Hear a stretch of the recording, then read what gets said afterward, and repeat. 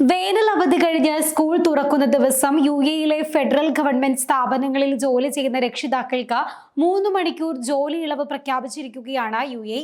രാജ്യം നടപ്പിലാക്കുന്ന back to school നയത്തിന്റെ ഭാഗമായാണ് ഈ ഇളവ് പ്രഖ്യാപിച്ചിരിക്കുന്നത്. ഇതുമായി ബന്ധപ്പെട്ട് federal authority four government human resource വ്യാഴാഴ്ചയാണ് സർക്കുലർ പുറപ്പെടുവിച്ചത്. ബാക്ക് ടു സ്കൂൾ നയം അനുസരിച്ച് ഫെഡറൽ സർക്കാർ ജീവനക്കാരായ വിദ്യാർത്ഥികളുടെ രക്ഷിതാക്കൾക്ക് പുതിയ അധ്യയന വർഷത്തിന്റെ ആദ്യ ദിവസവും നഴ്സറികളിലും കിൻഡർ ഗാർഡനിലും പോകുന്ന കുട്ടികളുള്ളവർക്ക് ആദ്യ ആഴ്ചയിലും ജോലി സമയത്തിൽ ഇളവ് അനുവദിക്കുന്നുണ്ട്. പ്രൈമറി സ്റ്റേജിലും അതിനു മുകളിലുമുള്ള കുട്ടികളുടെ രക്ഷിതാക്കൾക്ക് സ്കൂളിലെ ആദ്യ ദിവസം രാവിലെ വൈകി ഓഫീസിലെത്തുകയോ അല്ലെങ്കിൽ വൈകിട്ട് നേരത്തെ പുറപ്പെടുകയോ ചെയ്യാനാകുമെന്നും അധികൃതർ അറിയിച്ചിട്ടുണ്ട്.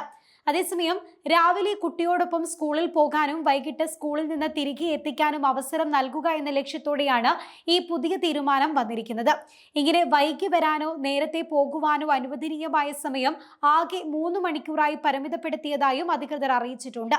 ഈ 3 മണിക്കൂർ ഒന്നിച്ചെടുക്കുകയോ രാവിലെയും വൈകുന്നേരവും 2 ഷിഫ്റ്റുകളായി വിഭജിക്കുകയോ ചെയ്യാനും സാധിക്കും.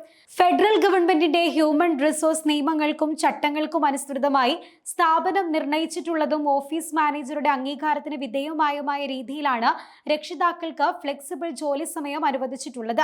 അധ്യയന വർഷത്തിന്റെ ആദ്യ ആഴ്ചയിൽ നഴ്സറികളിലും കിൻഡർ ഗാർഡനിലും പോകുന്ന കുട്ടികളുടെ രക്ഷിതാക്കൾക്ക് തങ്ങളുടെ കുട്ടികളിലെ സ്കൂളിലേക്ക് കൊണ്ടുപോകുന്നതിനോ വീടുകളിലേക്ക് തിരികെ കൊണ്ടുവരുന്നതിനോ വൈകി ജോലിസ്ഥലത്ത് എത്താനോ നേരത്തെ പോകാനോ അനുവാദമുണ്ട് എന്ന് ഇതുമായി ബന്ധപ്പെട്ട് പുറപ്പെടുവിച്ച സർക്കുലറിൽ വ്യക്തമാക്കുന്നുണ്ട്.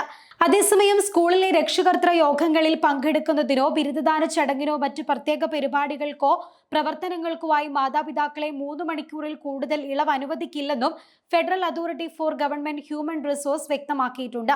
ഓഗസ്റ്റ് 26-നാണ് യുഎഇയിൽ വേനൽ അവധിക്ക് ശേഷം സ്കൂളുകൾ തുറക്കുന്നത്.